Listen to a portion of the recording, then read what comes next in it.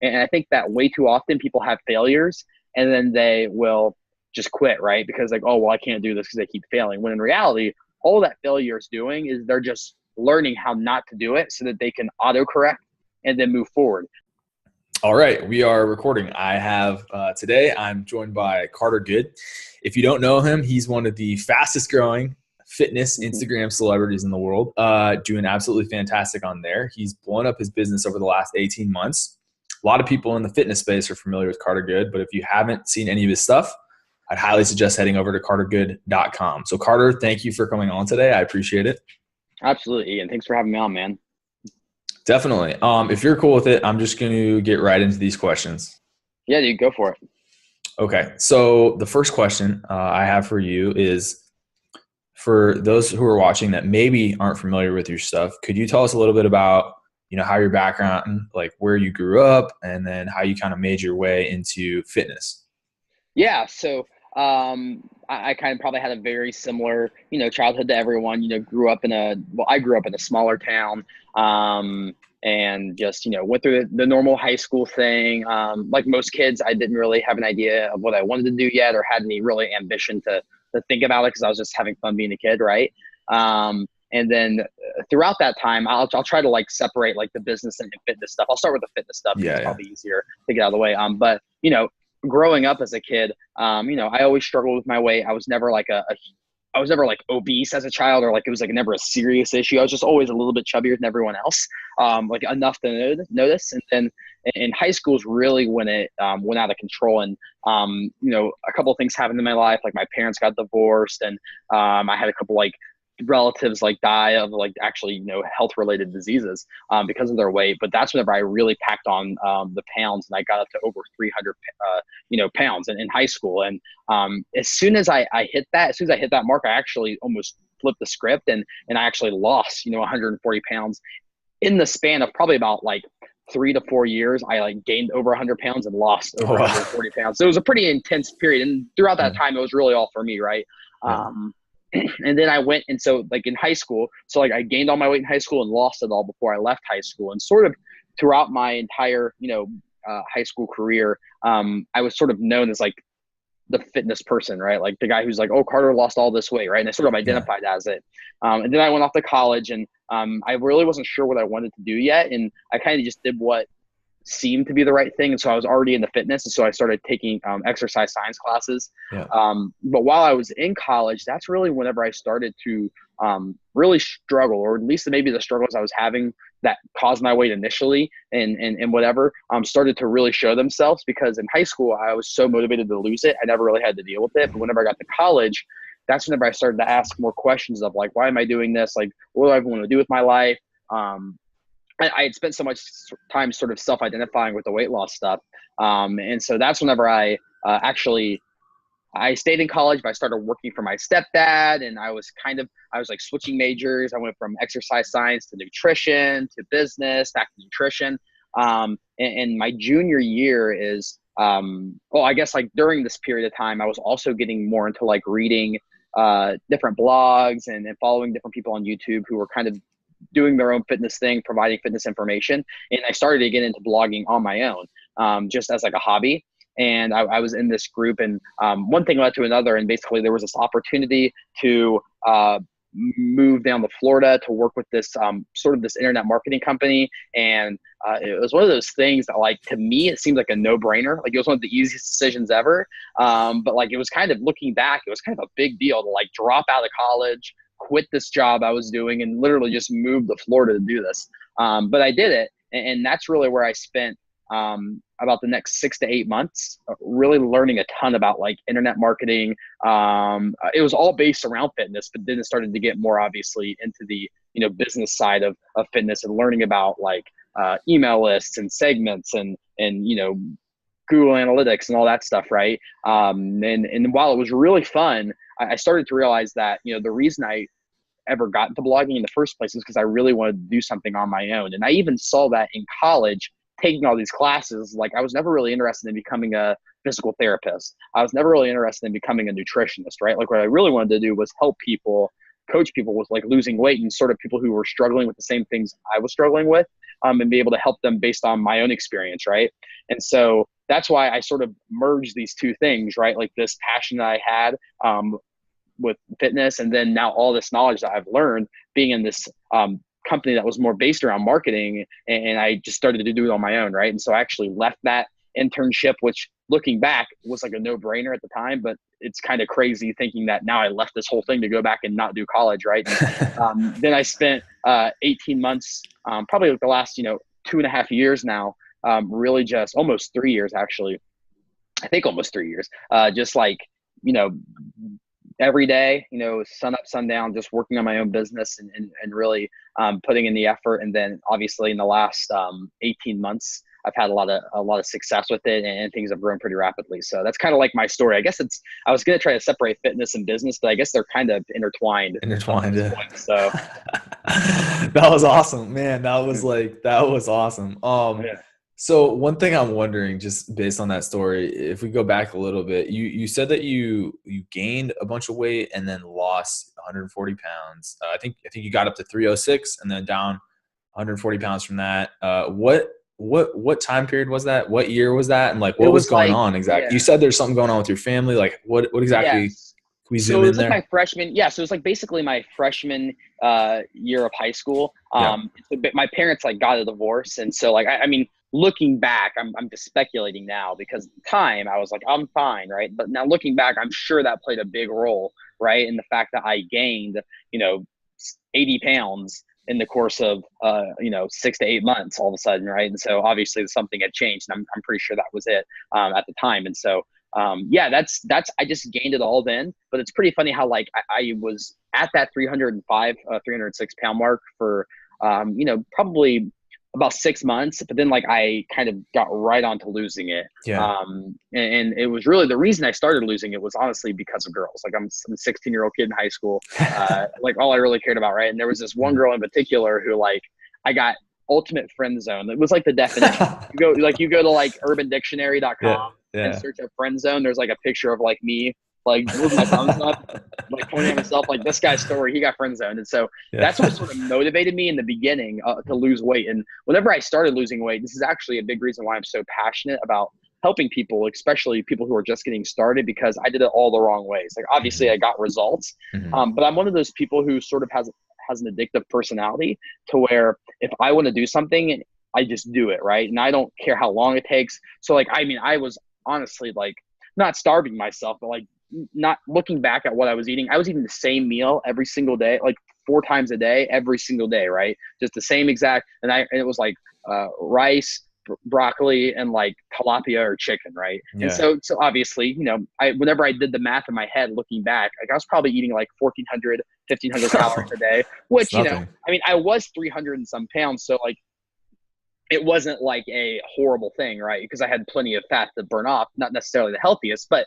mentally, I mean, I just stayed consistent with that, right? And I was dropping weight rapidly. I was doing like 90 minutes of cardio a day on the elliptical or whatever. And so like for those first 30 pounds, I was very motivated by this girl, right? But then it got to the point where I was like, oh crap, I'm actually seeing results. And then I was sort of just motivated to continue the streak almost, to keep it going. And so for me, something I always tell people is that the weight loss portion was actually the easiest. Like it was, I mean, not that it was effortless, but it wasn't a difficult thing for me because I was in high school. I didn't have any other responsibilities. I didn't have kids or a job or anything, right? I could just focus on doing this thing. And I did. And I stopped hanging out with friends. I stopped doing things because I was so focused on this.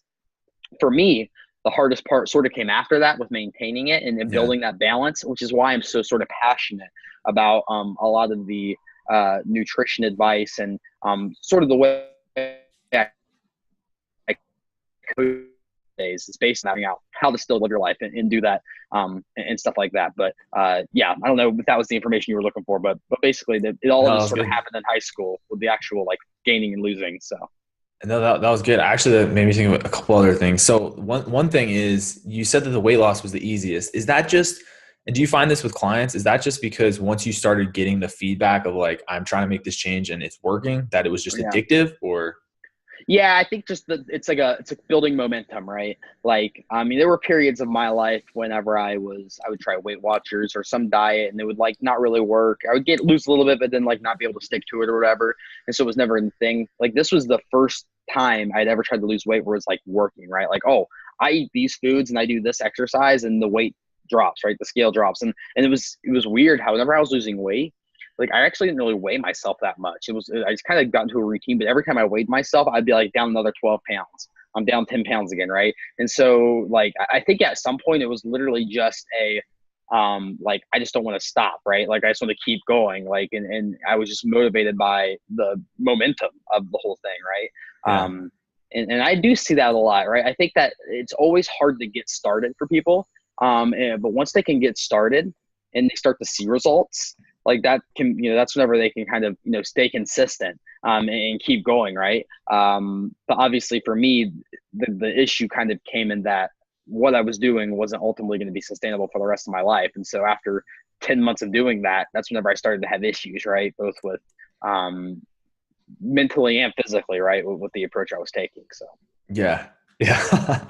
That's interesting because you said you knew that it wasn't going to be sustainable. And I can't help but think that I've known Carter for 2 years and 3 years now. Yeah. And I have never seen anyone decide to do something and execute on it as quickly as this. And with Carter's business. And for everyone who doesn't know, like you mentioned, for the last about 2.5 years, he's had this number one priority, building his company, which is just taking a tremendous amount of effort. Like hearing the hours he works blows my mind away. So my question is, what are you going to do about that? Because I feel like as extreme as you were with your Yeah. weight gain and weight loss, you are hitting this like even harder. Like what is your Yeah. long-term plan? Like how do you plan to sustain this kind of insane growth you've had with your company, like et Yeah, cetera? so that's a great question actually, and there's so many parallels between fitness and like business. It's like insane. Like it's Yeah. actually kind of like humorous. Like when you start to actually get into it, like how many parallels there are. So that's something I'm actually aware of, and knowing. But I think that this time around, the big difference is that one, with the weight loss stuff, obviously I wasn't even aware of it, right? Like it was Mhm. just, I was just doing this thing. This time around, like I'm very aware that like what I'm doing with my business right now, at least in terms of what I'm trying to accomplish, requires a lot of time for not Mhm. necessarily as much feedback, right? Like it's that Mhm. Tim Ferriss thing where you have two commodities, right? You have time and you have money, Mhm. and whenever you don't have any money or any equity or whatever he says, whenever you don't have anything to put back into your business, you have your time. That's your commodity, right? Like that's what you can give. And so I've spent so much time putting all of my time right into doing this, and I was obviously blessed with the fact that like my family is very supportive. I lived at home for 12 months. Like I until I could pay for groceries, my mom was paying for my groceries. I was obviously like doing chores and stuff around the house, but I had that opportunity, right? And so I put every day into this because there was no reason not to, right? Mhm. All my friends were in college, and so it was easier. I mean, easier for me. I mean, I still had to do it, but I'm now seeing though, like I'm still though, even though now I've reached the point where I'm more self-sustaining, obviously, I'm still putting in a ton of time. But I'm also recognizing that, something needs to change because obviously, I can't necessarily go 120% every single day for the rest of my life. I mean, I think that when you become a business owner, you automatically default to the setting that you're going to be working harder than Mhm. most people will work, I guess, right? Because Yeah. it shifts from you're not just working to get a paycheck and then like because whenever you're working for a paycheck, you sort of just do the least amount that you have to do, right, to get that Yeah. paycheck. Yeah. Whereas when you're running your own business, it's sort of like the effort that you put into it is sort of the return that you get. And so, I mean, I think anyone who is probably listening to this podcast or is trying to start their own business would agree that they would rather work, 80 hours a week on their own time than 40 hours a week on somebody else's time. It's sort of like the mindset. And so Yeah. it's something that I'm aware that I'm always going to be putting more effort into it. But now I think I am becoming more conscious of building systems, building other revenue sources, and not just getting so focused on one way of doing things. So for example, like up to this point, most of my income has come from coaching people, right? Yep.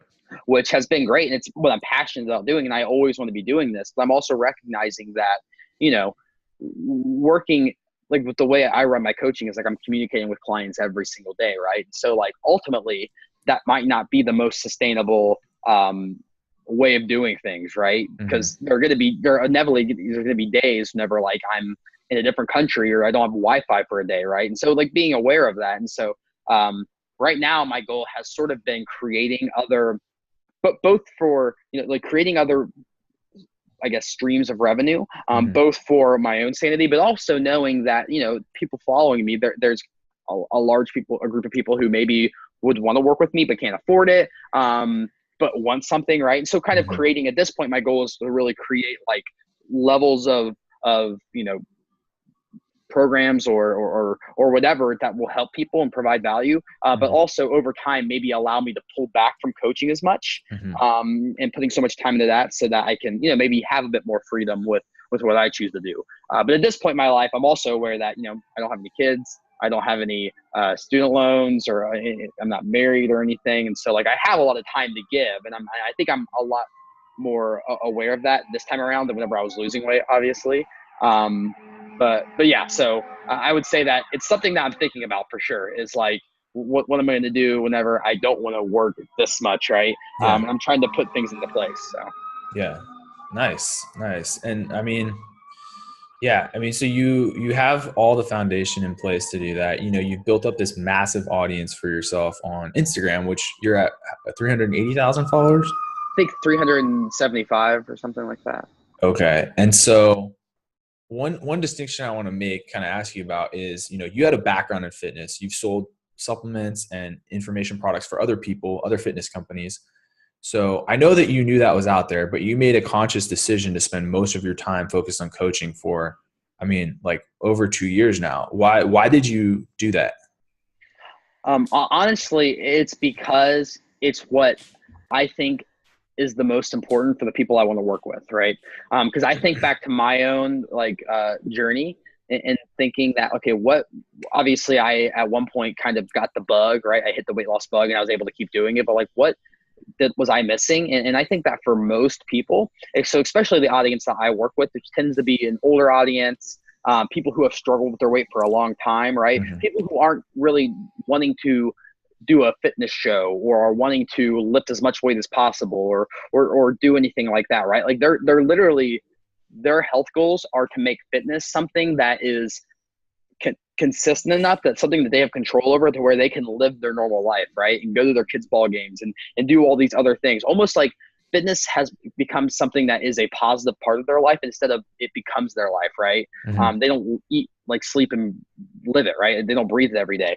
And so for those types of people, really the main issue is really figuring out how to be consistent and really figuring out a plan that works for them and really having accountability, right? Because something I always tell people is, and this more than anyone, weight loss is very simple. Fitness is very simple, right? In terms of what you need to do. Like the steps are not hard. Like eat in a calorie deficit, eat nutritious foods, eat, exercise. Those are very simple things. Problem is that people have trouble actually doing them, right? And so it's not that weight loss is, it's simple, but it's not always necessarily easy. And that's why I think that whenever you're getting into this, like how you work as an individual is extremely important. And so, I can create programs and give them to people, but, it's going to work for some people, but inevitably it's not going to work for other people. Right. And so with coaching, what I love about it is that I really get to build a relationship with people on an individual level and help them, with what they're going through on a day-to-day basis. And that's why I've always really loved coaching in general. So. Yeah. No, I've seen you after some of those client calls looking, real excited about life. So I could tell you really, really enjoy them. So, okay. So you focus on that. You might be doing some products now. There's something I wanted to ask you about your growth. So one big thing we talked about before this call was that, I want to get into your Instagram feed and how you grew it, but there's actually one thing related to the last question. So you said that people like accountability and that's the main thing they need. They work as individuals. You did one really smart thing when you started out, in that you got a business coach. So in order to start your business, you did the exact same thing you recommend for your clients. I'm not sure how much you can talk about, but can you tell us about anything about that or why you chose to do that? Yeah. And so, yeah, I don't care to talk about that at all. And honestly, the reason I did that, there's a couple of reasons. Mhm. One is whenever I had left this internship in Florida and came back home, um, I mean, I was very excited, right? But I was also scared shitless, right? And Mhm. I did not know what to do. I did not feel like I definitely, I was reading and learning stuff, but like, I feel like I didn't have any guidance, right? And so, whenever I chose to like hire somebody to work with, um, and it's funny how like the way I work with my business coach is very similar to how I'll work with a client, and that I'm still putting in the work, right? Like I'm still doing things. Mhm. It's literally the fact that I know that there's somebody who is who's supporting me, right? And whenever I come to them, they have questions and they have advice and they have wisdom to give me, right? Like that, just knowing that that's there. Even so, like with the nature of my business coach, like whenever I started working with him, it was actually something where like I had unlimited access to do whatever I wanted. So for a long time, I was just emailing him every single day, even if it was just to say, hey, here's what I'm doing with my work today. Here are my top 5 things I want to do today. I have this journal called the productivity journal, and it's basically like you write your top 5 Yeah. things of the day, right? I was literally taking a picture of it. Like if I go back into my email, it's actually pretty funny. If I go back into my Gmail and like look Yeah. at the emails I sent, there's like a 500-day streak where it says Carter's, business email for Oh my this, like God. for like Yeah. 1/27/2017, right? Yeah. And like it's a picture that I've taken of my daily schedule. And like there were never questions. I mean, I would have questions obviously, and we'd hop on the phone to talk about things. But some days it was really just me working, Yeah. and we wouldn't even talk. It's just me sending him that, and I think it was just the power of knowing that I wasn't alone, right? Yeah. Knowing that if I did need him, he was there, right? That is sort of why I did it.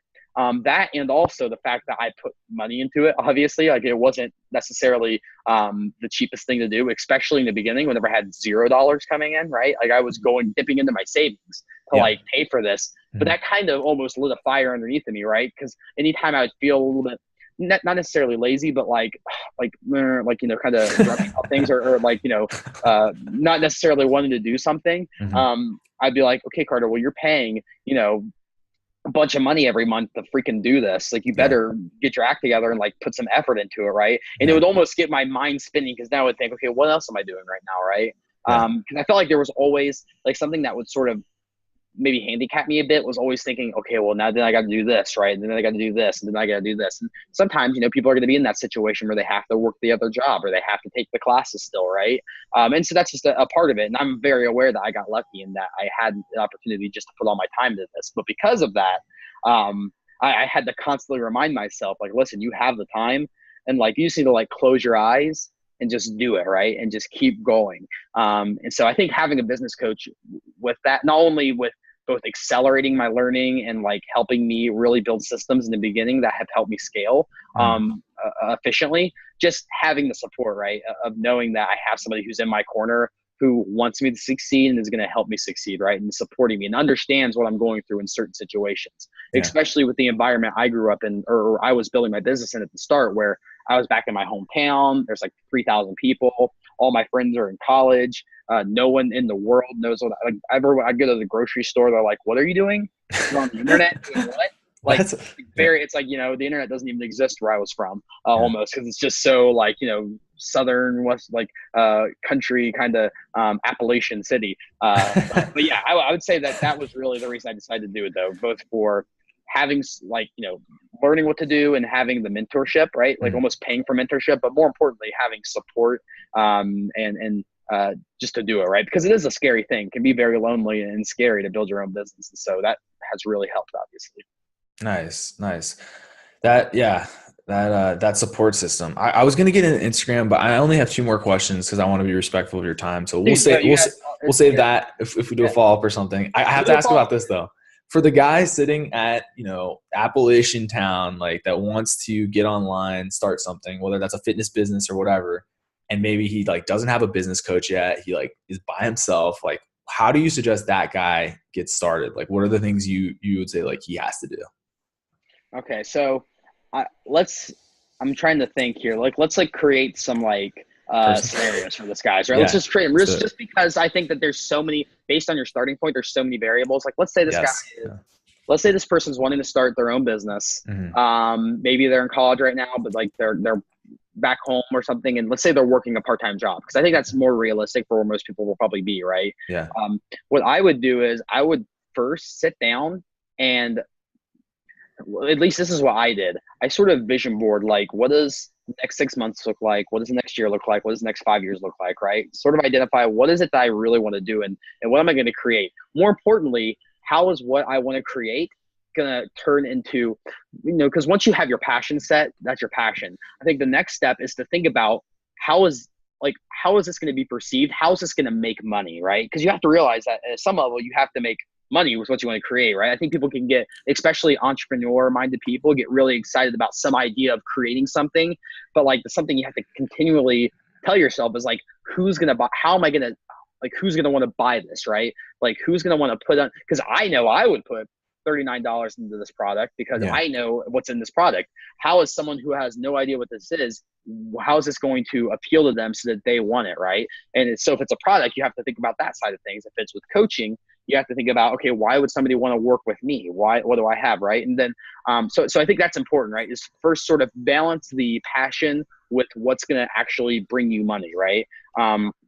Because it might mean making pivots with your business that may not necessarily be as in line with your passion, but are more in line with making a revenue stream so that you can come back to your passion, right? Yeah. I think it's just important to find that balance, because there's a balance for everybody. Obviously, like with fitness, I think that, obviously certain areas of business are different, but like with fitness, I think that it's an area where obviously it's a lot of people are into it, right? And so it's maybe easier to create things and to, provide coaching or whatever. But whatever you're interested in doing, I just think, you got to find that balance. And then, the other thing to remember is that there's not going to be a perfect way of doing this. And you're going to screw up a lot, right? And you kind of have to already be ready for that. And like, I wake up every morning thinking about, how am I going to screw up today? Not to like myself down or anything, but to always be in the mindset of remembering that every time I screw up, it's a good thing. Not necessarily for growing my business in the short term, but like every time you screw up, you learn about one way of not doing something, right? It's like the whole Thomas Edison thing of he, figured, like, whenever he failed 10,000 times or however many times, they were like, why'd you keep doing this? He's like, because I learned so many ways how not to make a light bulb right before you made the light bulb. It's, that applies to everything. And I think that way too often people have failures and then they will just quit, right? Because like, oh, well, I can't do this because they keep failing. When in reality, all that failure is doing is they're just learning how not to do it so that they can autocorrect and then move forward. But that's important in and of itself, in that you either recognize that you're going to be failing and that's okay, but you don't just keep failing, right? Like, don't just keep, sticking your hand in the mousetrap. Like, you need to learn that, okay, what went wrong here? Learn from those situations and autocorrect, right? And the more that you do that, the more confidence you get. And obviously the more that you start moving forward. And so that would be the other thing. And then the third thing I would do, and this is maybe more with like in the Tim Ferriss state of mind of saying, recognize, okay, what can you survive on? Almost like literally set a budget right now, because, and think about, okay, with what you have money, if you have money saved up, how long could you survive off of that? If you have to work, what's the least amount that you can work so that you can put more time into your business? Can you work somewhere where you are gaining value? So this is actually something I always forget to mention this, because I didn't do it for a long time. Whenever I was building my own business, I actually was personal training on the side. Oh, wow. In my hometown, right? I don't think I knew that. Well, it wasn't like a full-time thing. Like I was maybe putting in I was probably putting in 8 to 10 hours a week in the personal training, right? And I was making some side income, right? I was actually getting paid like cash under the table. It was kind of like it's kind of a deal. It was like, we'll edit that out. I did have like a personal trainer, like it was a person who owned their gym or whatever. And so there wasn't a big corporate gym or anything, but like I did that because that taught me, like obviously what I do now is all based online, but like I was kind of learning things about how people who have never worked out before might act in the gym, right? Yeah. That I might not have gotten, right? And so it was in line with what I was doing, and like it was giving me experience in that area. But like, even if I would have had to go and like mow lawns, I would have done that, right? During the summer. I actually did a little bit of that, like for people up my street. Yeah. Or if it means work groceries, figuring out the least amount that you can work, and maybe that means you can't go out for a little bit, or you can't, buy as fancy things, but whatever. Right. And so that you can put as much time into your business as possible. And then I guess the fourth thing I would say is to just be like uncomfortably patient. Gary Vaynerchuk has a great saying where he says, like almost patient enough to where it's like you are like, it's ridiculous how patient you're being. Like being okay with the fact that you might not make money for years, right? Okay. And so like something he always says is macro patience, micro speed, and it's this idea that in the day to day, like you have to put in a ton of effort, right? Like you need to be dialed in every single day, but you also have to recognize it's going to take a shitload of time to create something, right? And even with what I did, like I didn't make a single dime for over a year. And then obviously the Instagram thing happened and I recognized it and I went with it. But honestly, like I look at what I did and I am somewhat of an anomaly in terms of like how quickly my success happened. I think everyone has a moment whenever it's like, okay, this is a good opportunity. I need to jump on it. And mine just happened with the Instagram thing, right? And I jumped on it and I went through it, which maybe in our next podcast or either in this one or if we want to do a follow-up, which I would love to do, we can talk more about Instagram stuff. But like recognizing that it's going to take time, right? Like, even though I was successful, what my business coach always likes to remind me is that like, you had this thing happen, which was really good for you, right? And it helped you grow really quickly. But like, that's not always going to be there, right? And it's not everyone's going to have that quick growing opportunity. And honestly, and it's easy for me to say this now, but like I also recognize that, if that wouldn't have happened, I still would have continued doing what I was doing, 14, 15 months before that in terms of that day-to-day grind, right? Because I honestly wasn't expecting it, right? I was expecting to continue grinding for another 5 years before anything started to happen, right? And I even still consider myself in that stage of my business right now. Like, even though I've had success, like I obviously I feel like I deserve it, but I try not to let myself think that I know what I'm doing as much because I know that there's so much room to grow and there's so much more I can do, right? And stuff like that. And so I think just being willing to accept the fact that it's going to take time, and that's okay, because the more time that you can put into your business and the more that you can learn from your mistakes, and it's just the better off you're going to be later down the line, right? Yeah. So I hope that was helpful. I kind of felt like I had a good checklist right at the start of that, and then I just started going on. No, that was, maybe if you piece it together, maybe it'll come out and be a little bit coherent. So that was definitely helpful. Yeah, we'll save the Instagram thing. I'll do a little bit about what Carter's talking about in the write up to this. If we get on the second one, we'll talk about it then. Dude, let's get on the second one. Yeah, let's plan to do a second one. We'll talk about Instagram. We'll talk about that for people that stick around. The last question I have for today though is, so how did you know that you're like, when did you have the belief that, I'm going to do this? And like, how did you get that belief? Because for a lot of people, they want to do something, they want to start their own thing, but they just don't have the belief. Like, when did that switch get flipped in your mind, and why was that?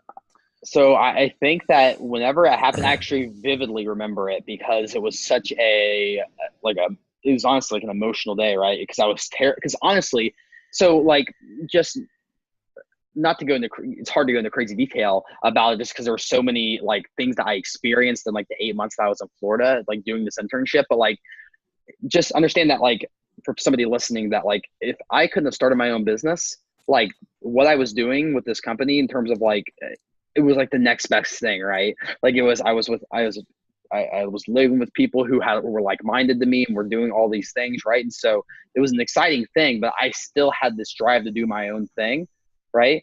And so I think that for me, it was really just recognizing the fact that the pain of not doing it, the pain of not trying and then regretting not doing it was going to be way stronger than doing it and failing, right? Because I reached a point where I was thinking about it in my head, like what would feel worse, never doing this thing, never just going for it, and then just having to think about it until I'm 85 years old, right? Like laying in my deathbed thinking like, why did I never do that thing?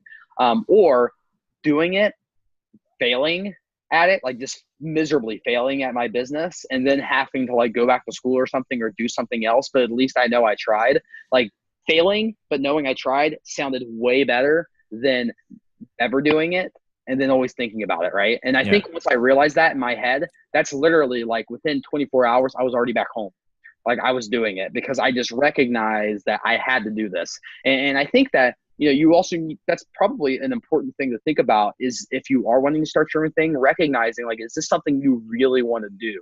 Like really be honest with yourself, or does this the idea of like having, your own business sound more fun than actually doing it? Because it's hard. Like it's going to be way suckier than people probably will imagine, right? Like it's not like pina coladas on the beach with your laptop, right? Like it's Yeah.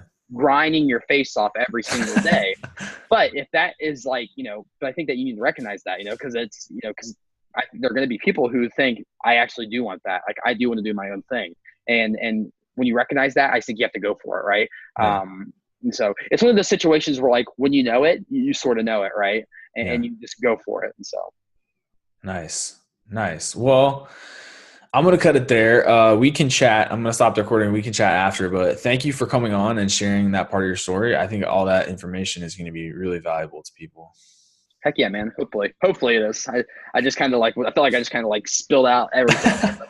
hopefully people can piece it together. And so. Yeah, hopefully. Well, thank you, man.